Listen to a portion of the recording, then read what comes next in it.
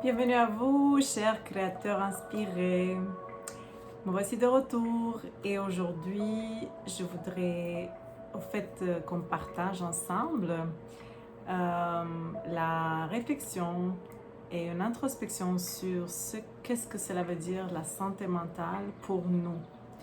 Donc non, je ne veux pas qu'on débat c'est quoi la santé mentale et penser à la définition. Je voudrais qu'on nous invite à penser pour nous-mêmes, dans notre propre expérience, qu'est-ce que cela veut dire un mental en santé.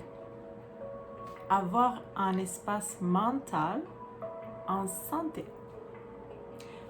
Je suis ravie de voir de plus en plus les discussions et les conversations sur la santé mentale, surtout au Québec. Ceci me plaît énormément.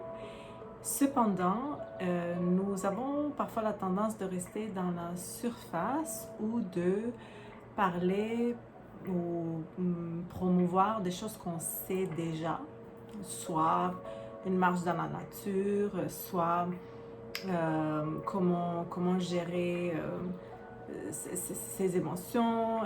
C'est très commun. C'est plus rare que je vois au fait des pistes plus concrètes qui invitent à chacun et chacune de s'introspecter personnellement sur la santé de son état mental. Alors, voilà la perspective de laquelle je viens, ou avec laquelle je viens.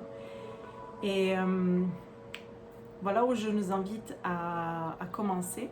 Je nous invite à commencer avec l'état de conscience, donc l'état d'être conscient de nos pensées.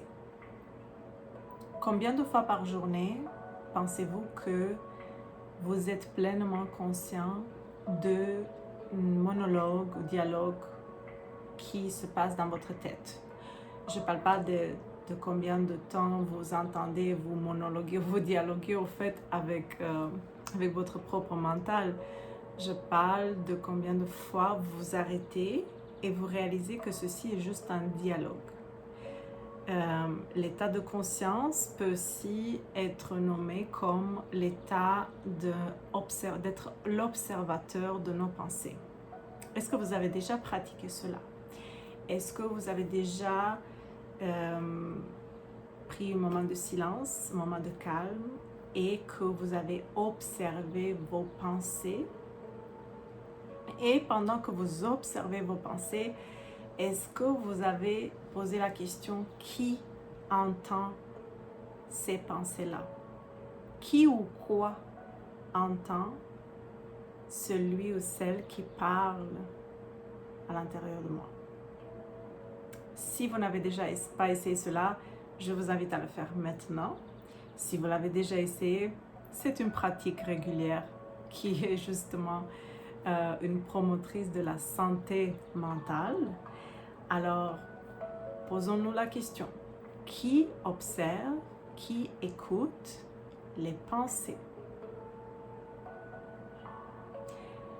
Il y a un moment de silence lorsque cette question est lancée parce que le mental s'arrête et il remarque qu'il est observé. Et c'est aussi un moment dans lequel vous pourriez constater que ce n'est pas le mental qui observe le mental. Le mental, il interagit. Le mental peut être monologué, le mental peut dialoguer, mais il y a une conscience, qui est la vôtre, qui observe les pensées qui sont à l'intérieur de nous. Alors, ceci est une base, vraiment une base pour cultiver une santé de notre mental.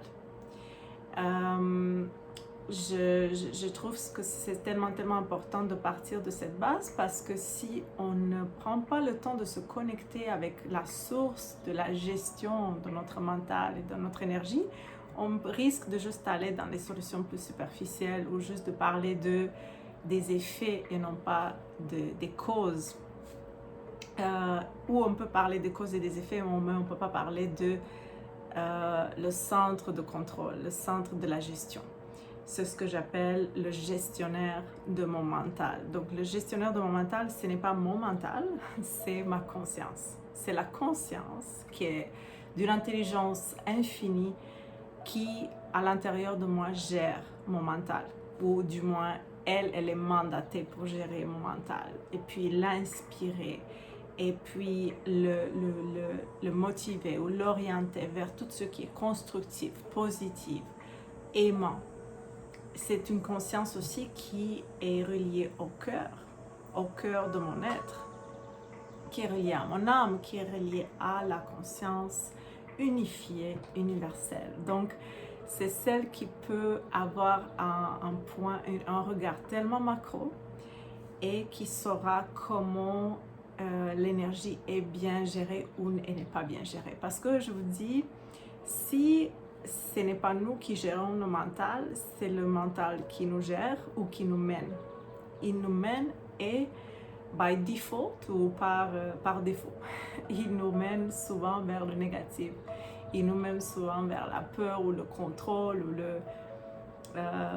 c'est ça, un mental qui est déconnecté de l'état conscient, il a la tendance de juste être plus effrayé, être plus contracté, avoir le focus beaucoup sur moi, puis oublier qu'il y a nous, ou avoir le focus plus au niveau égocentrique et non pas savoir comment collaborer et communiquer avec les autres aussi. Donc, c'est de là où je trouve que l'amélioration de la santé mentale devrait partir, et ce n'est pas toujours qu'on adresse au fait cet état de conscience et qu'on l'explique au-delà des mots, mais dans notre propre expérience, qu'on l'explique puis qu'on l'expérimente. Je pense que l'expérimentation est la plus riche de façons d'apprendre. Moi, personnellement, j'aime pas les théories, mais je n'ai jamais aimé les théories. J'aime pas me perdre dans les définitions qui n'ont pas de concrétisation à améliorer quelque chose, vraiment comme spécifique dans nos vies.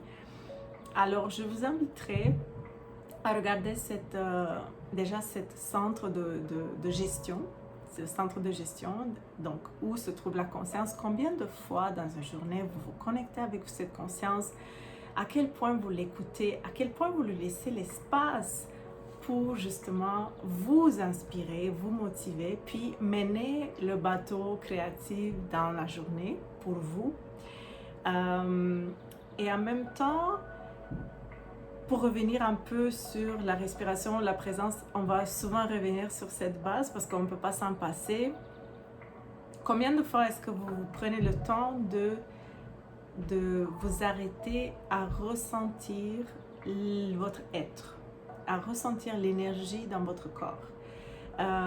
Il y a une personne extraordinaire qui s'appelle Eckhart Tolle qui a un exercice superbe et super simple que j'adore, je fais souvent. C'est lui, il propose au fait qu'on se dirige notre attention vers l'énergie dans les paumes de notre main, tout simplement l'énergie qui se trouve à l'intérieur de nous, mais spécifiquement dans les mains.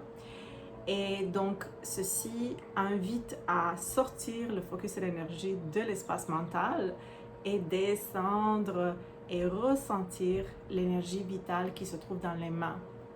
C'est un exercice super puissant qui, justement, nous offre l'opportunité de se rééquilibrer dans notre corps et de sortir de trop de focus dans l'espace mental et de nous connecter avec notre corps, avec notre cœur. Parlant du cœur, lorsque justement on active nos mains, ou on sent plutôt l'énergie qui est déjà là dans nos mains. Une autre pratique que j'adore, qui est tellement justement pacifiante pour l'espace mental, c'est l'harmonisation du cœur avec le cerveau.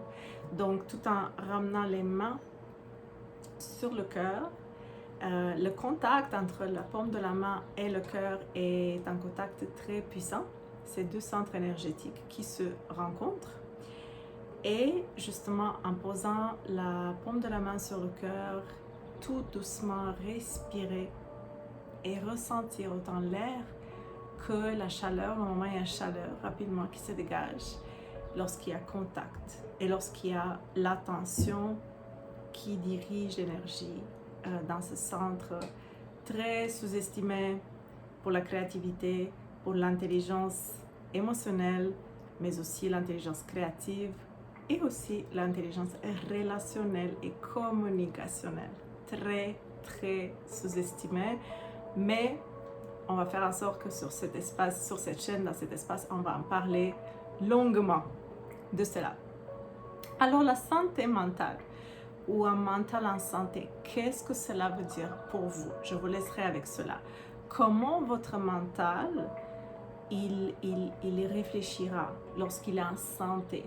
Comment est-ce qu'il sera créatif ou proactif versus réactif? Je vous laisse avec cette réflexion, puis on va continuer à en parler parce que c'est très très pertinent et on en a besoin. Et même si on connaît certains concepts, ça sert toujours à se le faire rappeler ou surtout à les observer à l'intérieur de nous-mêmes parce que c'est là-bas où nous vivons. Et donc, je vous remercie de tout cœur. J'espère que ceci a eu un plus-value pour vous. Et je vous vois dans la prochaine vidéo. Passez une merveilleuse journée.